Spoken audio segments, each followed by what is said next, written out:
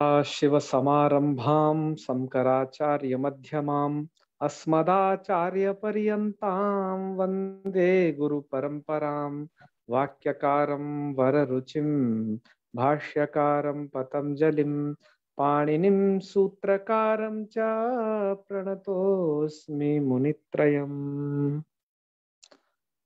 मित्राणि नमो नमः। आइए, आपका स्वागत है। आज की इस कक्षा में हम पूर्व कृदंत प्रकरण को पढ़ रहे हैं, जिसके अंतर्गत आज हम पढ़ेंगे क्वनिप् प्रत्यय को। यह प्रत्यय दृशेः क्वनिप् इत्यादि ये 3 सूत्रों द्वारा विधान किया जाता है। लघु सिद्धांत कौमुदी में इसके 3 ही सूत्र दिए हैं। तो इन 3 प्रत्ययों द्वारा इस प्रत्यय का विधान किया गया है। यह भी प्रत्यय कर्ता अर्थ में विधान किया गया है। आइए इसकी प्रक्रिया को समझते हैं। और आज हम जो विशेष रूप से समझेंगे, राजनी युधि क्रिया में जो युधि रंतर्भाविण्यर्थः नाम से यह जो पंक्ति दी हुई है, इसके विशेष भावार्थ को भी समझेंगे कि क्या कहा जा रहा है दरअसल इस पंक्ति के द्वारा। आइए, क्वनिप् प्रत्यय का बहुत ज्यादा तो मित्रों प्रयोग नहीं है, लेकिन शास्त्रों में यत्र तत्र थोड़ा बहुत दिखाई पड़ता है इसका प्रयोग। वरदराजाचार्य जी ने इसे रखा हुआ है यहाँ पर। हालांकि इस प्रत्यय के बाद में एक दूसरा प्रत्यय आएगा, ड प्रत्यय, जिसे कि हम कल पढ़ेंगे। उसका तब भी ज्यादा प्रयोग है इसकी अपेक्षा। तो क्वनिप् प्रत्यय करने पर क्या स्थिति रहती है, कैसे पूरी प्रक्रिया होती है, इसके रूप किसकी तरह चलते हैं, इसको देखते हैं। आइए, दृशेः क्वनिप् इस सूत्र के वृत्ति में लिखा कर्मणि भूते, केवल इतना ही लिखा था बस, कर्मणि भूते। ठीक है ना सत्यम जी? यही तो लिखा है ना मूल में, आपके पास शायद गोविंदाचार्य जी की पुस्तक होगी। कर्मणि भूते, यही शब्द लिखा है ना? हाँ जी जी। तो दरअसल कर्मणि भूते से हम कैसे अर्थ समझें, तो इसमें अब आपको सूत्रों से भी अर्थ करना आ जाने चाहिए इस स्टेज पर। इतना पढ़ते पढ़ते तो सूत्र और वृत्ति मिला के आप अर्थ कर सकते हैं। तो वो हमने यहाँ पर थोड़ा किया है, आप उसे देखिए। कर्मणि, कर्मणि का अर्थ करना है कर्मण्योपपदे। कर्मणि उपपदे अर्थात कर्म उपपद रहे, अर्थात कर्मवाचक कोई शब्द उपपद रहे। उपपद का अर्थ होता है पूर्व में पठित। आप यहाँ समझे, हालांकि उपपद के लिए तत्रोपदम सप्तमी स्तंभ जो मैं बार बार कहता हूँ उसको समझना होगा, लेकिन आप अपने थोड़ा जानकारी के लिए उपपद मतलब पूर्व में पठित, जो जहाँ कर्म पद पूर्व में पठित हो।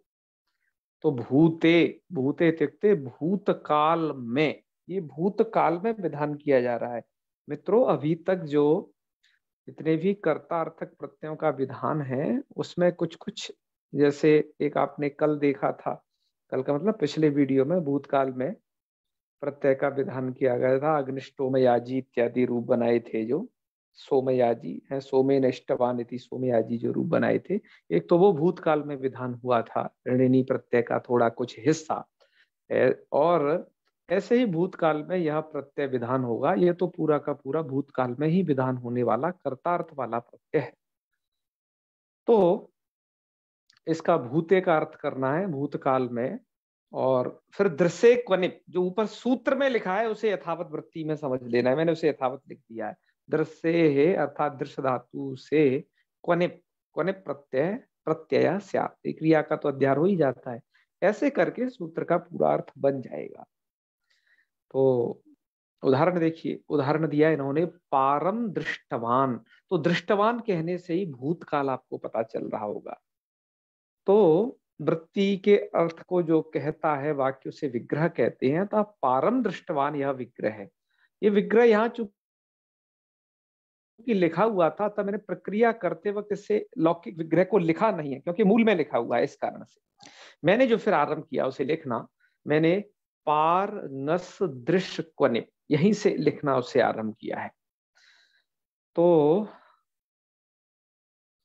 पारंगस ऐसा क्यों लिखा? यहाँ तो पारम है, मुझे पारम लिखना चाहिए था, क्योंकि जब आप समास पढ़ते हो तो जो अलौकिक विग्रह करना वहां जानते हैं कैसे किया जाता है, लेकिन मैंने पारंगस यहाँ पर इसलिए लिखा है, जो कि मैं आपको बताता आ रहा हूं कि कर्तरी कर्मणो कृति द्वारा अनुक्त कर्ता कर्म में षष्ठी का विधान हो जाता है। तो यहाँ पर आपका अनुक्त कर्म है उसमें षष्ठी का विधान कर दिया गया, इसलिए हम विग्रह जो करेंगे अलौकिक विग्रह उसमें हम वो विभक्ति लाएंगे। तो स्थिति होगी पारंगश और दृश्य क्वनिप, क्योंकि दृश्य धातु से विधान किया गया है।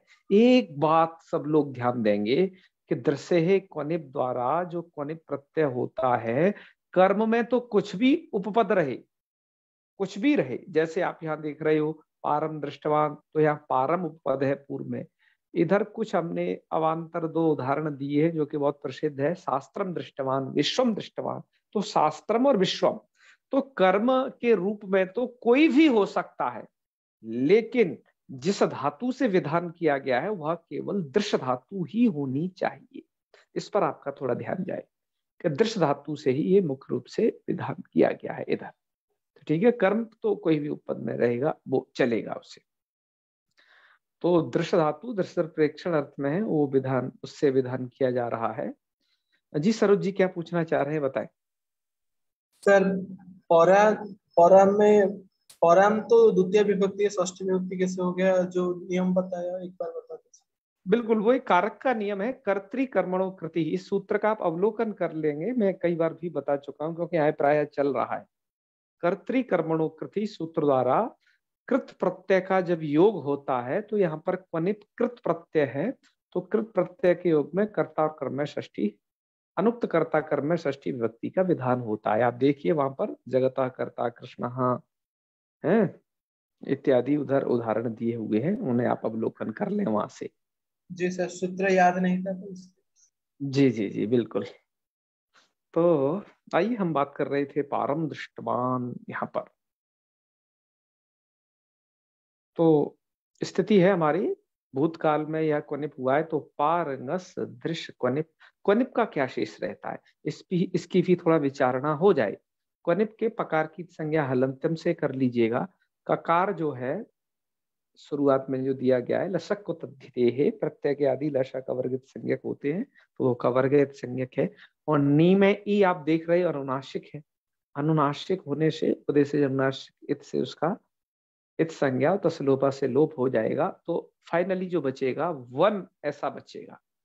तो स्थिति हो जाएगी अब पार नस और दृश्य वन। आप ऐसे समझिएगा इसमें कि अब हमें पहले उपपद समास करना होता है, क्योंकि समास करने का नियम ये है, आप हालांकि समास के नियमों को थोड़ा आगे पढ़ोगे, समास का प्रकरण जो है इसके बाद का प्रकरण है। जैसे कृदंत, कृदंत के बाद थोड़ा सा लघु सिद्धांत कौंदी में कारक आएगा, उसके बाद समास है। लेकिन आप यहाँ पर कृदंत प्रत्यय में देख रहे हो प्राय उपपद समास होता जा रहा है उपपद मतिंग के द्वारा है। तो उपपद मतिंग इस सूत्र को आप अकेले देखना चाहें अर्थात पुस्तक की सहायता से आप उसे अवलोकन अभी कर सकते हैं, क्योंकि यह पाठ हमने अभी पढ़ाया नहीं है। और नहीं तो आप श्रद्धा भक्ति से यह माने रहें कि पार नस इसका दृश्य वन है ना, इसके साथ इनका आपस में समास हुआ है, ठीक है ना। तो पार नस का दृश्य वन के साथ समास करना है, समासत्वात प्रातिपदिक संज्ञा और विभक्ति का लोप कर देना है, नस का लोप हो जाएगा। स्थिति ये बचेगी अब पार दृश्यवन। अब ये समास युक्त पद है इतना, पार दृश्यवन।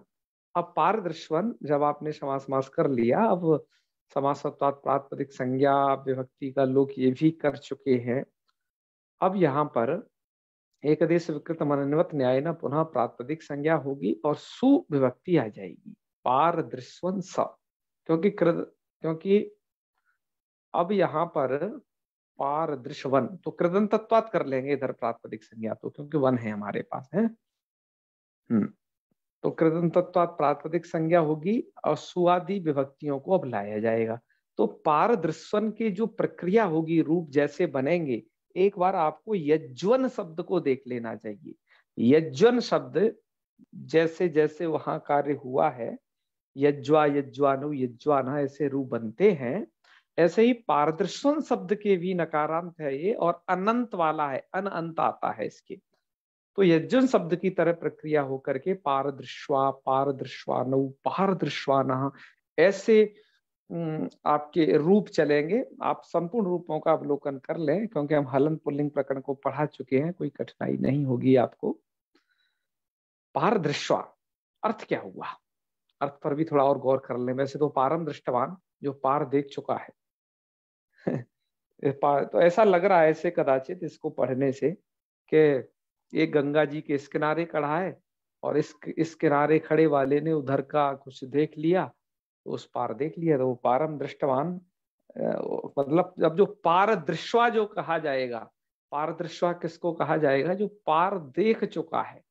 तो भूतकाल में हुआ, कर्तार्थ में हुआ, तो उस व्यक्ति को क्या कहा जाएगा, पारदृश्वा, जो पार देख चुका है।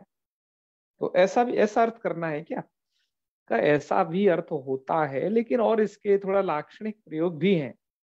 जैसे पारम दृष्टवान का मतलब है कि पार देख चुका है ना, जो सबसे परे पारे यत मोक्ष तत्वम, जो सबसे पार जो मोक्ष तत्व है उसको जो जान चुका है। अर्थात ऐसा व्यक्ति जो मोक्ष तत्व का ज्ञाता है, ठीक है, उसको हम कह सकते हैं पारदृश्वा। और पारदृश्वा का हमने ऐसा भी प्रयोग देखा है, अर्थात जो ज्ञान में अत्यंत निपुण है, अर्थात ज्ञानवान व्यक्ति है, जो सब कुछ ऐसे देखता है कि इस संपूर्ण जगत को वो ब्रह्ममय देखता है। तो ऐसे व्यक्ति को कह सकते हैं ये पारदृश्वा है। तो ऐसे भी इसके प्रयोग दिखाई देते हैं, ठीक है। तो पारदृश्वा ऐसा प्रयोग करना चाहिए। हालांकि इसके समकक्ष आप लोग पारंगत शब्द भी प्रयोग करते हो, पारंगतः, जो पार चला गया है, ठीक है, या फिर आपसे कहें पारदृश्वा, ये समानार्थक है। थोड़ा अर्थ को लेकर के भी हमें चिंतन करते रहना चाहिए, क्योंकि जिन शब्दों को पढ़ रहे हैं हम, उनका प्रयोग कैसे होगा ये हमें जान लेना भी तो आवश्यक है। आइए ऐसे ही कुछ और प्रयोग भी बना लीजिएगा। कर्म उपपद तो हो कोई भी, लेकिन दृश्य धातु से। और जैसे उदाहरण देखिए, शास्त्रम दृष्टवान यदि शास्त्र दृश्वा है, जो शास्त्रों को अच्छे से देख चुका है, ऐसे व्यक्ति को शास्त्र दृश्वा कहेंगे। विश्वम दृष्टवान इति विश्व दृश्वा, ऐसे करके आप दृश्य धातु से क्वनिक प्रत्यय कर सकते हैं कर्म उपपद रहने पर। तो कितने कर्म उपपद रहते कर लिया जाए, धातु तो आपके पास एक है ना, तो कितने कर्म उपपद रहते और कितने सारे शब्दों को बना लिया जाए। उत्तर एक ही होता है कि जितने प्रयोग शिष्टों ने कर रखे हैं, ठीक है, उतने आपको बना लेने हैं। ज्यादा से आपको करना क्या, क्यों अपनी नई व्याकरण रचो, क्यों कुछ नई शब्दों की सर्जना करो। जितना शिष्ट परंपरा में आ चुका है उतना आपको बनाना है। अच्छा, मुझे एक खुद ही भी प्रश्न हुआ था, जैसे कभी तो आप लोग प्रश्न करते हैं, कभी मुझे भी खुद मन ही मन में प्रश्न होते हैं और मन ही मन में समाधान भी कदाचित होते हैं। मुझे खुद एक प्रश्न हुआ था कि ये पता कैसे चलेगा। मैं जैसे यहाँ पर बार बार पाठ में बता देता हूँ कि शिष्ट परंपरा से जानो कि क्या प्रयोग होगा क्या नहीं है। अब शिष्ट परंपरा का पता कैसे चलेगा, क्यों, हम बड़ी मुश्किल से दिन में एकाध दो किताबियां पढ़ पाते हैं वर्ष। और शिष्ट प्रयोग है, अर्थात शास्त्रों में जिस तरीके से संस्कृत का प्रयोग है, क्योंकि हम कब बाण भट्ट को इतना ज्यादा पढ़ पाते हैं, कब भवभूति के सभी प्रयोग हमने देखे हों, क्या हमने सभी कालिदास के, व्यास के, भास के, वाल्मीकि के, क्या इन सबके प्रयोग हमने देखे हैं क्या। यही ना शिष्ट हैं जो संस्कृत में खूब प्रयोग की हैं इस प्रकार के व्यक्ति। तो अब इनके तो हम नहीं देख पा रहे हैं, तो दरअसल हम जिसकी बात करते हैं आपको कि जितने प्रयोग मिले आपको शास्त्रों में वो बना लेने हैं, ठीक है। तो आप पढ़ते हुए मिल जाएं तो भैया बना लेने हैं आपको उस तरीके के प्रयोग। ये नहीं कि अपना भी कोई बना करके कोई प्रयोग करने लग जाओ और ऐसा मान लो कि नहीं नहीं इसका शायद प्रयोग किया गया होगा, ऐसा मान करके नहीं यहाँ पर प्रयोग करना है। हाँ, एक तरीका और है, मैं आपको बताऊं कि जो ये जैसे काशिकाकार हैं या सिद्धांत कौमुदीकार हैं, इन्होंने उस तरीके के प्रयोग प्रायः दे दिए हैं। तो आपको प्रयास करके या फिर उनके टीकाकारों ने जहाँ थोड़े बहुत दे दिए हैं कुछ, तो ऐसे मुझे लगता है 6-7 प्रयोग तो इस क्वनिप प्रत्यय के संदर्भ में भी दिए हैं, दृश्य क्वनिप के संदर्भ में। तो वैसा प्रयोग आपको करना चाहिए, नहीं तो शिष्ट परंपरा में कर्मपद रहते भूते अर्थे और दृश्य धातु से क्वनिप करके क्या क्या प्रयोग बनाए गए हैं, इसके लिए तो आपको बहुत समय लग जाएगा। यह कोई ऐसा नहीं कि 20, 25, 30 वर्ष में, है ना। आपको धीरे धीरे, आपको जब समय लगेगा, जब आप पढ़ोगे बहुत सारी चीजें, जब आप बहुत श्रुत हो जाओगे, तब आप जान पाओगे कि हाँ देखो इतने इतने ऐसे तरीके के प्रयोग किए हैं। तो ये शिष्ट परंपरा और शिष्ट ज्ञान के लिए ही अष्टाध्यायी है, क्या कहें, क्योंकि व्याकरण भी तो प्रयुक्तों का ही अनुव्याख्यान करता है, अतः वह शिष्ट परंपरा पर सर्वथा निर्भर है। आप कभी मन में ये मत पाल लेना कि नहीं व्याकरण शब्द बना रहा है ना तो खटाखट बना दो, कोई दिक्कत नहीं। पाणिनि जी ने ऐसा कह रखा है। तो इस विषय में बड़ा व्यामोह है अच्छे अच्छे विद्वानों को भी, क्योंकि इतना जो शिष्ट पूरी परंपरा को कौन देखे होगा भैया आजकल व्यक्ति है। आजकल तो बड़ी मुश्किल से विद्या अध्ययन हो पाता है, व्याकरण का अध्ययन तो उसमें और भी क्लेशकर हो गया है अब लोगों के लिए। तो अब चलो धीरे धीरे आप लोग अब इस भावी पीढ़ी के विद्वान होंगे। हमें पूर्ण आशा है कि आप जो है इस दुनिया से अज्ञान के, व्याकरण के अभाव के कारण जो तमाम तरीके का अज्ञान छा गया है उसका आप निवारण कर ही देंगे, है। हाँ, दूसरों का भी कर देंगे, हमारे कहने का भाव है दूसरों का भी कर दोगे ढंग से। तो चलिए आगे बढ़ते हैं। अब पारदर्श आप समझ गए, अब दूसरा सूत्र की तरफ बढ़ते हैं। राजनी युद्धि क्रिया, सूत्र का अर्थ है, वैसे सूत्र में तो सिर्फ इतना ही दिया था कि क्वनिप स्यात्, ये जो ब्लैक कलर में लिख रहा है ये मूल पाठ है, बस क्वनिप स्यात् इतना ही दिए थे, हैं, और कुछ नहीं दिए। तो हम पर आपको क्या करना है, मैंने आपको अर्थ करने का एक स्टाइल बता दिया है। अब आप विद्वान हो गए हो, आप इतना पूरा पूरा अर्थ थोड़ी ना लिखेंगे। ये कौमुदीकार, कौमुदी की तो स्टाइल यही है, चाहे वो सिद्धांत कौमुदी हो और चाहे जो है लघु सिद्धांत कौमुदी हो, इसमें तो और भी ज्यादा स्टाइल लगाते हैं। आपको क्या करना है, सूत्र और वृत्ति के साथ मिलाकर के अर्थ करना है। वृत्ति में तो थोड़ा दिया रहता है, और आपको यदि पूरे अर्थ चाहिए कि नहीं मुझे तो पूरा बना बनाया चाहिए, खाना पका पकाया चाहिए, जैसा का तैसा बस, तो आप काशिका का अवलोकन करें। इसके लिए मित्रों काशिका में हर एक चीज को बाकायदे से लिखा गया है, तभी उसके बड़े मोटे मोटे कई वॉल्यूम बन गए हैं।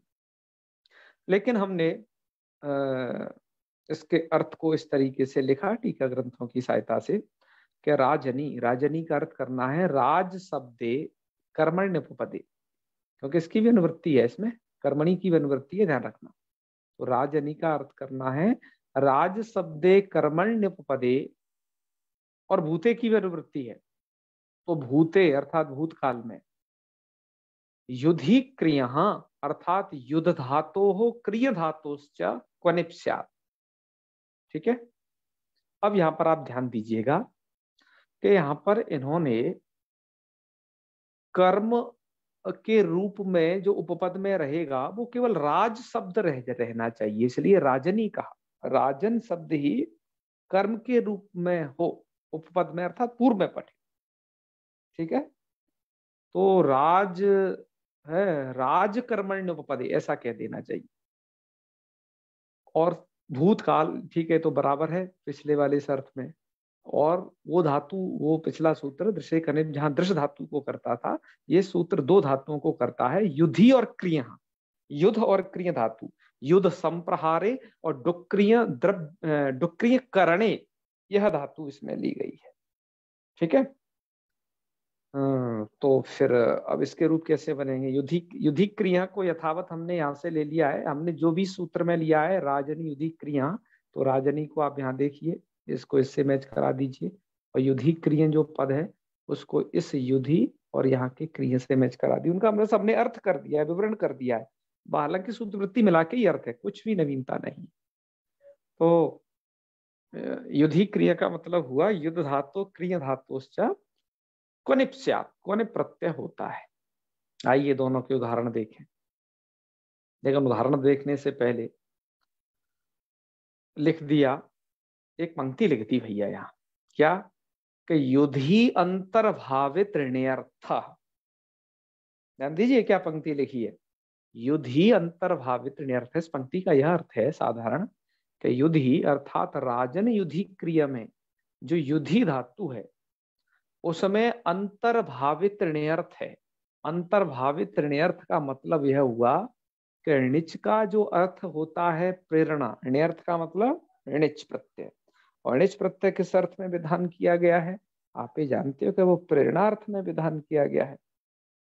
ठीक है ना, ये तो मतीचा द्वारा वो प्रेरणार्थ में विधान किया गया है।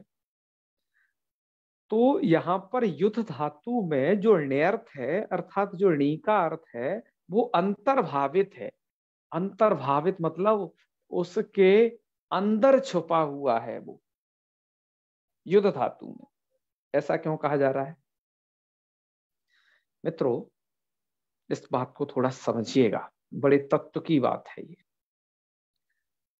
कि देखिए णी का अर्थ जो ण्यर्थ है, तो णी का अर्थ जो प्रेरणा है णिच प्रत्यय का, वो तो णी में ही रहेगा ना, जिसका जो अर्थ है वो वहां रहेगा।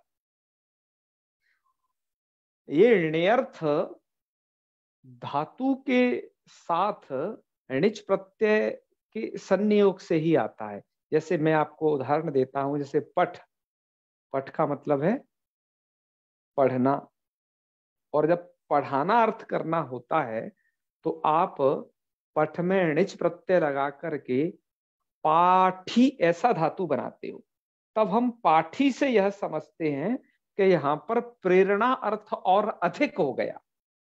समझे ना सत्यम जी? प्रेरणा अर्थ और अधिक हो गया, ये हम पाठी से समझते हैं। लेकिन मतलब बिना प्रत्यय लगाए तो नहीं समझते हैं ना, पठ से पाठी में णिच प्रत्यय लगाएंगे तब हम वहां पर प्रेरणा अर्थ को समझेंगे।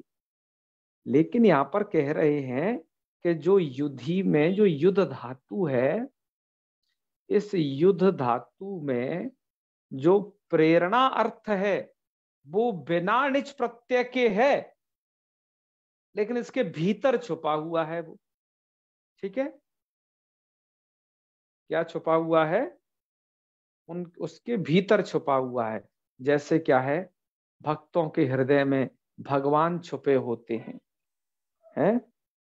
भक्तों के हृदय में जैसे भगवान छुपे होते हैं, ऐसे ही युद्ध धातु में, जो कि युद्ध धातु शुद्ध है, जिससे णिच प्रत्यय आया नहीं है, लेकिन णिच प्रत्यय का जो प्रेरणा अर्थ होता है वो इसमें छुपा हुआ है।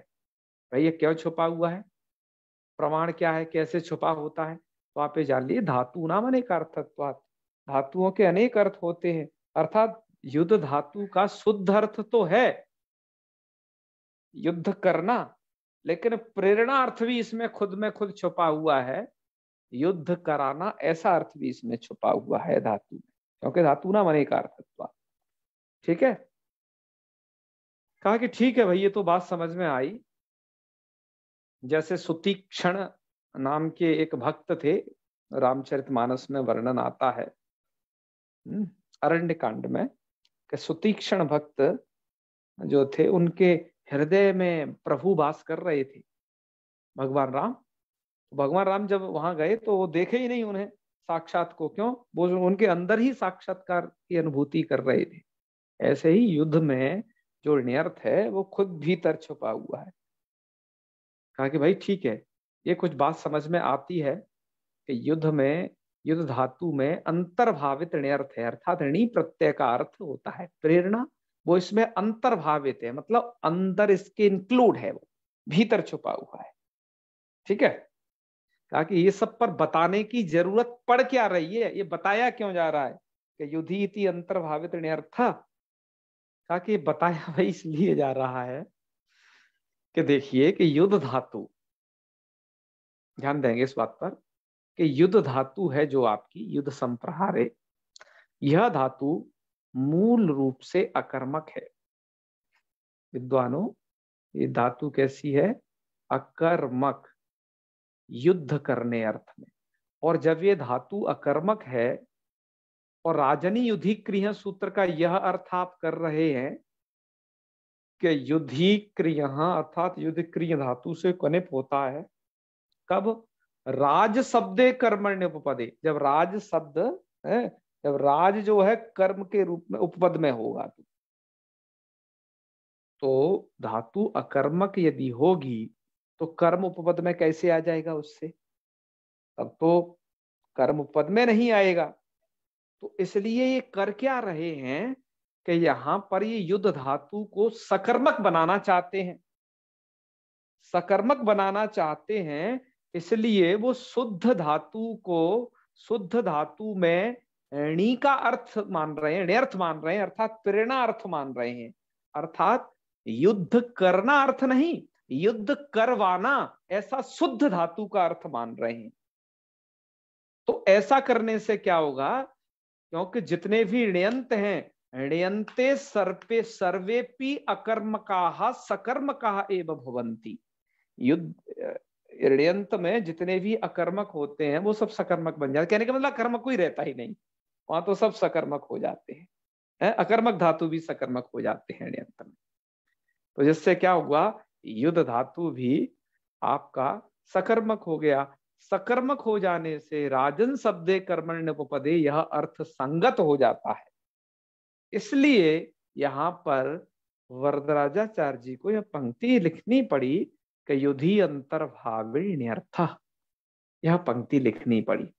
ठीक है, समझ में आई होगी। मुझे लगता है कि मैं कितना हिस्सा आपको समझाने में सक्षम हो पाया होऊंगा, मुझे खुद नहीं पता। भाव्यति, जो भाव्यति रूप बनेगा वो भी सकल में हो जाएगी वहां। हाँ हाँ बिल्कुल, भू धातु भी अकर्मक यदि है ऋण्यंत में, वह भी सकर्मक है। भाव्यति भाव्यति बिल्कुल, हमने जब ऋण्यंत प्रक्रिया पढ़ाई थी, जी जी, एक बार आप पुराने वीडियो को कभी कभार रिपीट करके देख लिया कर ली, यूट्यूब में सब रिकॉर्डेड है। ठीक है ना? जैसे स्थापयांचकार स्थापित बनता है वो भी हो जाएगी।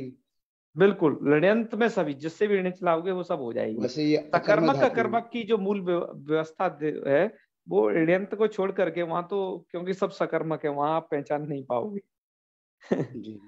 ठीक है, तो ये व्यवस्था है। तो युद्धि अंतर्भावित ण्यर्थ का ये मतलब हुआ।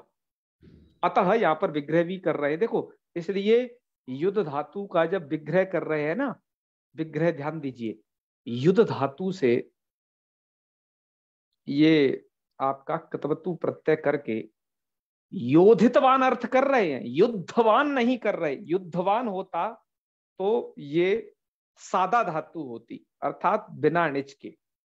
राजानम योधितवान अर्थात राजाओं को युद्ध करवाया, ऐसा इसलिए विग्रह किया जा रहा है? जैसे पारम दृष्टवान का विग्रह ऐसा नहीं था, वो तो ठीक है, ठीक ठाक, उधर कोई दिक्कत नहीं है। लेकिन यहाँ पर राजानम योधितवान ऐसा विग्रह किया है, तो उसमें ये बताने की कोशिश की है कि इसमें ण्यर्थ छुपा हुआ है। ठीक है, चलिए। तो भूतकाल में जो ये प्रत्यय होता है कतवतु प्रत्यय, जो आप बस एक वीडियो बाद उस कतवतु प्रत्यय को इसमें पढ़ेंगे ही, तो उससे आप समझ जाएंगे इसमें। तो ठीक है, राजयुद्धा बना लेते हैं। राजानम योधितवान ये विग्रह है, युद्ध धातु में ही समझना है, अंतर्भावित ऋण। आपको उससे णिच करने की जरूरत नहीं है, कहने का मतलब है वो बिना णिच के ही णिच के अर्थ को कहेगा धातु। तो इसलिए राजन ngस युद्ध कौनिप, ये स्थिति हुई। और उपपद समास कर लेना है आपको, समास तत्परार्थ संज्ञा विभक्ति का लुक कर लेना है। स्थिति हो जाएगी राजन युद्ध और कौनिप का वन बचता है, तो राजन युद्ध वन। और राजन के नकार का भी नलोपा प्रातिपदिकांत से लोप करके राज युद्धवन ऐसा आप कृदंत बना लीजिएगा। कृदंत प्रातिपदिक संज्ञा करेंगे। स्वादि कार्य करने पर जैसे आपने यज्वन शब्द बनाया था, मैंने अभी आपको बताया जैसे पारदर्शन की तरह, ऐसे ही राज युद्धवन का रूप बन जाएगा प्रथमा विभक्ति में राज युद्धवा। ऐसे रूप होंगे राज युद्धवा, राज युद्धवानु, राज युद्धवाना। यज्वन शब्द की तरह सब चला लेना। यज्वन शब्द की प्रक्रिया हलंत पुल्लिंग हमने कही दी है, कई बार आपको बता चुके हैं इस बात को। चलें अब आगे। अब ऐसे ही आपको राजकृत्वा ये भी बना लेना है, ठीक है ना।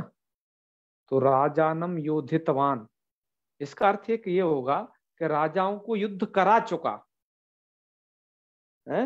राजाओं को युद्ध करा चुका मतलब राजाओं को जो लड़वा चुका है उस व्यक्ति को कहेंगे हम राजयुद्धवा, ठीक है जी। ऐसे भी हैं क्या कुछ लोग कि जो राजाओं को युद्ध करवा देते थे? बिल्कुल है। भगवान श्री कृष्ण ने तो युद्ध में कहा मैं खुद नहीं भाग लूंगा, मैं चक्र तक नहीं उठाऊंगा, लेकिन महाभारत करवा दिया है फिर भी, ठीक है। और खुद भी कहते हैं होनी नहीं टाली जा सकती, ठीक है। तो उसे कहेंगे हम राजयुद्धवा, ठीक है। और राजकृत्वा को क्या कहेंगे? राज तो दूसरा प्रत्यय आ रहा है, मतलब दूसरा शब्द आ रहा है राजकृत्वा। तो राजकृत्वा का अर्थ किया है इन्होंने कि राजानम कृतवान। राजानम कृतवान, यहाँ पर अंतर्भावित मत समझना भैया, क्योंकि क्री धातु तो आपकी डुक्नी करने सकर्मक ही है। जो अंतर्भावित निरर्थ की बात की गई है केवल युद्ध धातु के विषय में की गई है। था राजानम योधितवान, यहाँ पर तो विग्रह है और उधर करना है राजानम, वो कहा राजानम कृतवान करना है। सिर्फ ये मत कर लेना वहां राजानम कारितवान ऐसा कर लें, एक निज के अर्थ में उसे समझे, ऐसा नहीं समझना है। राजानम कृतवान अर्थात जो राजा को बना चुका, अर्थात किंग मेकर होते हैं ना कुछ व्यक्ति कि जो राजा बनाते हैं, खुद कभी राजा नहीं बनते हैं। तो ऐसे व्यक्ति को राजकृत्वा कहेंगे हम। और मैं कह रहा हूं कि राजकृत्वा को देख लीजिए, सहकृत्वा को देख लीजिए, इनको एक बार देखने से कदाचित भ्रम होता है कि ये आपके कृत्वा प्रत्यांत है, कृत्वा प्रत्यय का आगे आएगा, वैसा नहीं है। इन सब में आप देख रहे हैं कोने प्रत्यय है राजकृत्वा और सहकृत्वा में। राजकृत्वा की प्रक्रिया देख लीजिए, राजयुद्धवा की तरह तो इसमें विशेष नहीं है। तो राजनंगस क्री क्वनिप, और क्वनिप प्रत्यय पित है कित है, जो कुछ मान लो ये सब कुछ है पित है कित है, और ये इकार की संज्ञा इसमें हुई है, जैसे आप इदित भी कह लीजिए। वैसे अनुनासिक इकार, इकार को उच्चारणार्थक मानते हैं, उसका लोप कर दिया। तो स्थिति बनेगी राजन क्री और वन। अरे कोने प्रत्यय पित है ना, तो और क्री का री ह्रस्व है। अभी तक तो युद्ध धातु तो धकारांत था, इधर क्री धातु है आपका ह्रस्वांत। तो ह्रस्व से पिति कृति तुक, ये पित करने का फायदा यह होता है कि ह्रस्व से पिति कृति तुक से आप तुक कर सकते हो। और कित का फायदा ये हुआ कि धातु को गुण वृद्धि कुछ ना करना, इसलिए यहाँ पर नहीं हुआ, ठीक है। तो अब आप कर लीजिएगा यहाँ पर तुक, तुक का बचेगा ता, और आप समास करिए प्रातिपदिक संज्ञा विभक्ति का लुक वगैरह करके राजक्री, और तुक का बचेगा ता, तो राजकृतवन, वन तो इसका बचता ही है, तो राजकृतवन। और स्वादि कार्य करने पर आप राजकृत्वा बना लीजिएगा। इसके भी रूप यज्ञन शब्द की तरह ही होंगे, राजकृत्वा, राजकृत्वानो, राजकृत्वाना इत्यादि रूप आप चला लेना। ये दो सूत्र हो गए। तीसरा सूत्र इसी संदर्भ में देखिए, सहेच, यह सूत्र है। सूत्र क्या करता है? सूत्र के अर्थ में नहीं लिखा कुछ भी, सूत्र के वृत्ति में तो एक ही बात लिखी है, कर्मणीति निवृत्तम, एक सूचना दी गई है। अर्थ मत समझना इसे कर्मणि निवृत्तम ऐसा एक अर्थ हो गया, इसका अर्थ नहीं है ये। कर्मणि निवृत्तम का ये अर्थ है कि जो कर्मणि पद दृश्य क्वनिप में आ रहा है, कर्मणि राजन युधि क्रिया में आ रहा है, कर्मणि, कर्मणि से यहाँ पर क्या होता है, कर्म उपपद रहते, ऐसा अर्थ आ रहा था ना निकल के, कर्म उपपद रहते। तो वह कर्मणि यह पद सहेच सूत्र में आकर के निवृत्त हो गया। अब कौन कौन पद कब निवृत्त होता है कब प्रवृत्त होता है, इसमें आचार्यों के व्याख्यान प्रमाण होते हैं। तो कर्म का अर्थ अब यहाँ नहीं करना है, यहाँ तो अब सीधा सूत्रों का अर्थ करना है। सहेच, सहेचा का मतलब अभी आप जो प्रकरण पढ़ रहे हो, मतलब कोने पढ़ रहे हो ना, तो सहेचा का अर्थ कर लो है कि सहेचा सह धातु सह उपपद रहते भी ये सब होता है। क्या होता है भैया, युद्धि और क्रिय तो इसमें भी अनुवृत्त होकर के आएगा। तो यह अर्थ करिएगा इस सूत्र का आप कि सह शब्दे उपपदे युद्धि क्रिय क्वनिप स्यात्। सह शब्द के उपपद रहते युद्ध धातु से और क्रिय धातु से, दोनों धातुएं जो यहां ली गई थी वही, इनसे क्वनिप स्यात्, क्वनिप प्रत्यय हो जाता है। उदाहरण आप देख लीजिए। आप उदाहरण में बना रहे हैं सहयुद्ध्वा, और उसका विग्रह क्या किया जा रहा है, सहयोधितवान। सहयोधितवान का अर्थ क्या है, साथ में युद्ध करवा चुका, ये अर्थ है इसका। साथ में युद्ध करवा चुका, सहयोधितवान। यहां पर भी जो युद्ध धातु है वह अंतर्भाविण्यर्थ ली गई है। जो यहाँ पर कहा गया ना था ना, युधिरंतर्भावित न्यर्थ, वही यहाँ पर ली गई है सहयोधितवान में, अंतर्भावित न्यर्थ। तो आइए इसको करते हैं सिद्ध। सह युद्ध क्वनिप, क्वनिप का बचेगा वन है, और ये तो सह अव्यय है, ध्यान रखना। यहाँ आप नसस मत ले आना कभी, जैसे राजन ngस आया इधर, पार ngस आया इधर भी, ऐसे मत लाना, ठीक है। तो यहाँ तो सह युद्ध क्वनिप और सहयुध्वन बना लीजिएगा। सहयुध्वन बन जाएगा और उसका प्रथमा व्यक्ति में रूप बनेगा सहयुध्वा, अर्थात साथ में युद्ध करवा चुका, ऐसा अर्थ है। अब यहां पर बड़ी शंका होती है भैया, सत्यम जी, यहां बड़ी शंका है कि ये बात है शंका की कि आपने यहां लिख दिया कर्मणीति निवृत्तम, कर्म पद की निवृत्ति हो गई यहां से। अच्छा, मैंने भी आपको एक बात बताई थी कि युधि अंतर्भावित न्यर्थ, इस युद्ध धातु में राजनी युधि क्रिया के अंतर्गत जब ये पंक्ति पढ़ी गई थी, युधीति अंतर्भावित न्यर्थ, तो वहां पर युद्ध धातु में अंतर्भावित न्यर्थ माना था। क्यों माना था, क्योंकि युद्ध धातु अकर्मक है शुद्ध रूप से, अतः अंतर्भावित न्यर्थ मान लेते हैं तो वो धातु सकर्मक बन जाती है। और सकर्मक कह देने से जो यहाँ पर कर्मणि उपपदे, राज शब्दे कर्मणि उपपदे, ऐसा कहना संगत हो जाता है। लेकिन जब आपने सहेचा सूत्र में कर्मणीति निवृत्तम, कर्म पद की निवृत्ति करा ही दी, तो अब यहाँ पर अंतर्भावित ऋण्यर्थ युद्ध धातु को मानने की जरूरत नहीं है, ठीक है। तो जिससे यहां पर ऐसा ही विग्रह करना चाहिए था, सह युद्धवान, योधितवान नहीं, सह युद्धवान इति सह युद्ध्वा, ऐसा अर्थ करना, ऐसा विग्रह करना चाहिए था। अब इस पे दो झगड़े हैं। कुछ लोग तो सहयोधितवान करके ही सहयुद्ध्वा बनाते हैं, लेकिन नागेश इत्यादि जो लोग हैं वो सहयुद्धवान करके ही, ऐसा विग्रह करके ही सहयुद्ध्वा प्रयोग बनाते हैं। और यह जो झगड़ा है कि क्या विग्रह है, ये आप भैमी व्याख्याकार ने इस पर बड़ा अच्छा निबंध लिख रखा है और कई सारे प्रमाण के साथ उसे लिख रखा है। इसमें और भी आपको जो अधिक जिज्ञासा उसका अवलोकन जरूर कर लीजिएगा, ठीक है। ऐसा वहां पर खूब विचार किया गया है। तो मैं केवल आपको संकेत दे करके छोड़ दे रहा हूं, दरअसल बात क्या है ये। और सहकृत्वा को भी ऐसे ही बनाइएगा कि सहकृतवान, सीधा सीधा सहकृतवान इति सहकृत्वा, ये भी ऐसे ही बन जाएगा। क्री धातु से वनिप को क्वनिप करेंगे, क्वनिप का वन, और तुक कर देंगे, जैसा आपने राजकृत्वा में किया था ऐसे ही सह उपपद रहते सहकृत्वा बना लीजिएगा। तो मित्रों, इस तरीके से ये पूरी प्रक्रिया यहाँ पर होती है इन प्रत्ययों की। अब आइए भैया, सुधा व्याख्याकार क्या कह रहे हैं उनको भी जान लेते हैं, फिर पाठ को विराम देंगे आज के। तो आइए ये कहा है सुधा व्याख्याकार ने।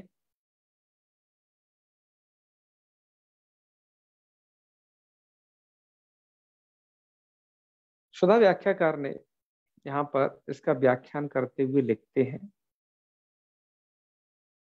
उन्होंने तो एक प्रश्न और इसमें उठाया है जो हमने आपको अभी बताया ही नहीं, पर आपके मन में कदाचित आए तो वो प्रश्न समझ लेना। वो शुरुआत में प्रश्न करते हैं कि दृश्य क्वनिप ये सूत्र बनाया क्यों, क्वनिप का विधान कर रहे हैं ना, क्यों बनाया ये, क्यों? उनका कहना है कि आतो मनिन क्वनिप बने पश्चात और अन्यभ्योपि दृश्यन्ते, ये जो सूत्र हैं इनसे क्वनिपी, इनसे ही क्वनिप प्रत्यय हो जाता, क्वनिप का क्या बचता, वन हो ही जाता। तो तत्सहिचरित मनिनादि व्यावृत्यर्थमिदम, तो कहा कि ये सूत्र अलग इसलिए बनाया कि जब आप आतो मने कोने बने पश्चात इसके साथ पड़ेगा अन्यभ्योपि दृश्यन्ते से यदि क्वनिप करते तो उनके साथ में चुपके हुए हैं ये मनिन अनिन, ये भी प्रत्यय साथ में ही है ना, मनिन क्वनिप बने पश्चात ये भी चुपके हुए हैं, तो इनका भी विधान होने लगता। ठीक है, तो सोपपदानादि बाधनार्थंच, अतः उनके बाधन के लिए, मतलब एक तो उनकी निवृत्ति के लिए पहला उत्तर दिया, मनिन आदियों की निवृत्ति के लिए, और सोपपदा मतलब जब कुछ उपपद में रहता है कर्म उपपद, तो वहां पर कर्म निर्णय से अण प्रत्यय प्राप्त होता है, तो उसके बाधन के लिए भी दृश्य क्वनिप सूत्र को बनाया गया है। ये इन्होंने प्रश्न किया और उत्तर दे दिया यहाँ पर दो तरीके से। ठीक है, आप समझ गए होगे, दिमाग लड़ा लेना, समझ जाओगे, टीका में लिखा हुआ है। नहीं समझ में आए तो बाद में मैसेज फोन ऑन हर जगह अवेलेबल है, हम बता दीजिए, कोई दिक्कत नहीं। आगे समझते हैं मूल। हम आपको इस टीका को तो ज्यादातर इसलिए दिखाते हैं कि रूप सिद्धि के लिए है ना, हाँ, पर इसमें इन्होंने पंक्ति का व्याख्यान किया है तो अच्छी बात है। हम बनाते हैं पारदर्शवा, तो कैसे बनेगा ये कि पारम इति कर्मण्य उपपदे दृश्य धातो हो दृश्य क्वनिप इति क्वनिपि कस्य पस्य और इकारस्य च संज्ञायाम लोपे चक्रते कित्वाद गुणा भावे दृश्वनिति भूते, तो कर्मणा पारमित्यनेन सह उपपद समासे सुपोलुकी समुदायात् सौ उलोपे सर्वनाम स्थाने च समुद्धौ इति उपधा दीर्घे सलोपे न लोपे च पारदृश्वा इति रूपम, ऐसा रूप बन जाएगा। ठीक है भैया, अच्छी बात है। चलो आगे वाला रूप और बना लेते हैं। राजनी युधि क्रिया, इधर ये लिखते हैं इसे क्वनिप, और इसका थोड़ा अर्थ भी करते हैं सूत्र का कि राजनी कर्मण्य उपपदे भूतार्थाद युजे क्रियश्च क्वनिप स्यात् इत्यर्थ। बढ़िया अर्थ किया है, वाह। ये टीका जो है प्रकाश जी ने तो मंगा ली है, बहुत अच्छी टीका है। और मैं आपको एक टीका और बताऊंगा प्रकाश जी, मैंने एक पुस्तक इसी बीच में और मंगा ली है और उसकी विशेषता बताऊंगा पहले, तब आपको मैं कहूंगा कि देखो ये भी पुस्तक बढ़िया, आपको मंगा लेनी चाहिए, क्योंकि अच्छी अच्छी पुस्तकें आउट ऑफ प्रिंट होती जा रही है ना, तो आपको बताऊंगा मैं उसके विषय में। चलिए अब आगे थोड़ा बढ़ते हैं, हम राज्य सिद्ध कर रहे थे ना, हाँ चलिए तो यहाँ से आ जाइए। राजनिधि क्रिया थी क्वनिपि अनुबंध लोपे कित्वाद गुणा भावे उपद समासे सुपोलुकी न लोपा प्रातकांत से तीन लोपे समुदायात सौ विभक्ति कार्य च तत्सिद्धि। ठीक है, इसके बाद है राजकृत्वा, तो राजानम कृतवान इत्यर्थ। अत्र क्रिय धातो हो क्वनिपि अनुबंध लोपे ह्रस्वस्य पिति कृति तो किति तो गागमे कृत्वनिति जाते राजानमिति कर्मणा उपद समासे सुपोलुकी विभक्ति कार्य च तत्सिद्धि। इन्होंने उसकी कहीं बात नहीं लिखी भाई कि युद्ध इति अंतर्भावित नियर्थ, इस बात को नहीं लिखा इन्होंने, ना व्याख्यात किया उसको, कहाँ बचा गए। चलिए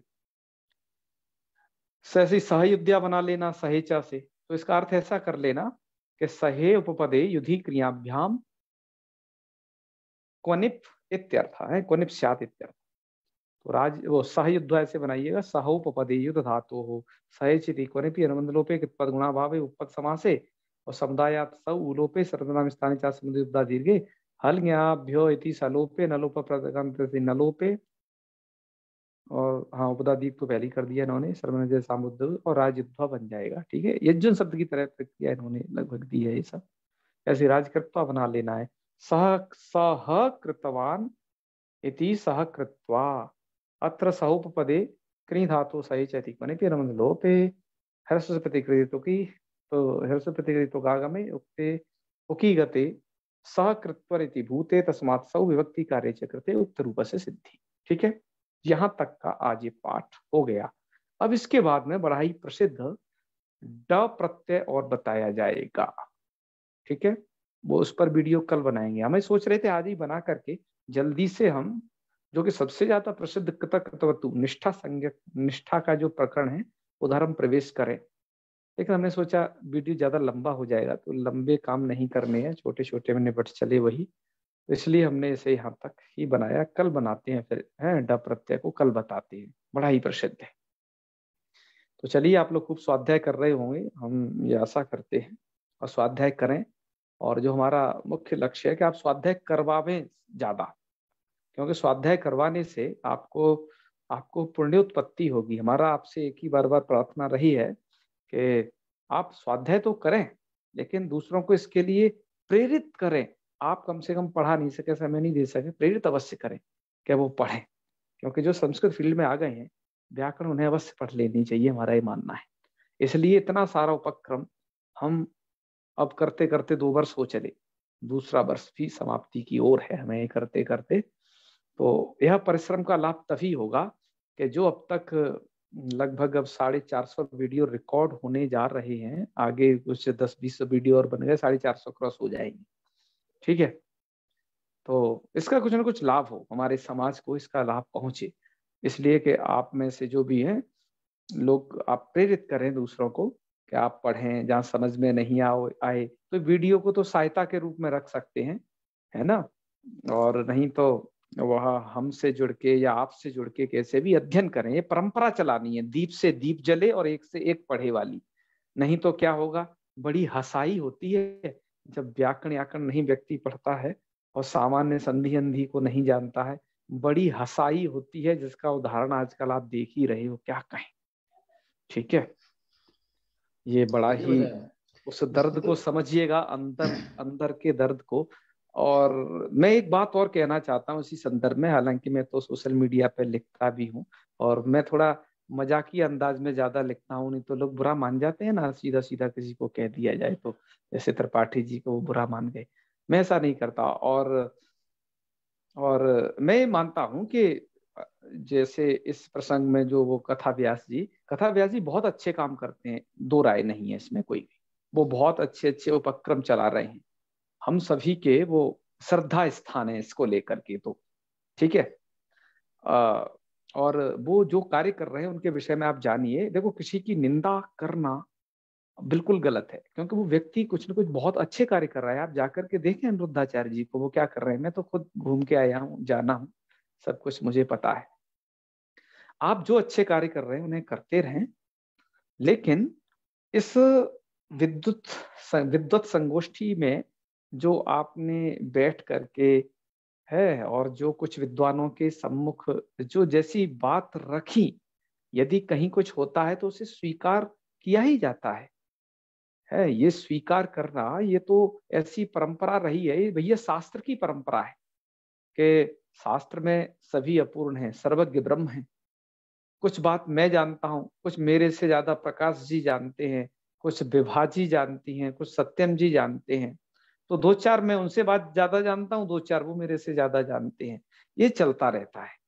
आप किसी संगोष्ठी में गए और जब उस विषय की पूर्णतः सही जानकारी, सही पकड़ यदि नहीं है, और वहां पर जाकर के आप ऐसी कुछ उक्ति कहते हैं, नॉर्मल भाषा में अभिमानोक्ति यदि कहते हैं, तो उसका एक प्रभाव पड़ता है लोगों के बीच में।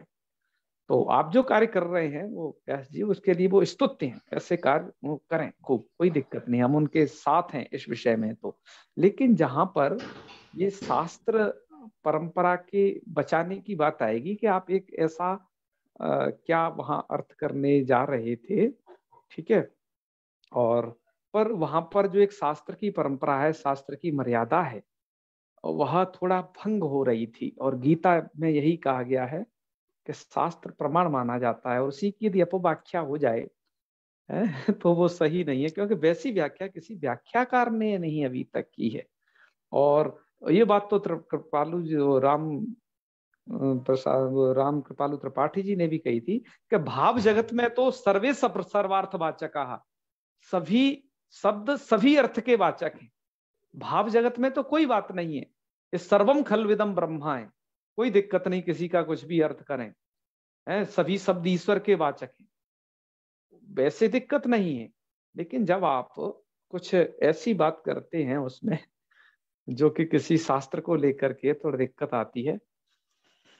और हमारा तो उद्देश्य यही है कि पढ़ें पढ़ाएं, व्याकरण अवश्य पढ़ें। जो कोई भी श्रीमद् भागवत में जहाँ पर कहा जाता है विद्यावताम भागवते परीक्षा, आप किसी भागवत में, वेद में, पुराण में या अन्यत्र जहाँ जाना चाहते हो तो कम से कम 2 चीजों का ज्ञान अवश्य करके जाएं, जिसके लिए कहा जाता है काणादम पाणिनीयंच सर्वशास्त्रोपकारकम।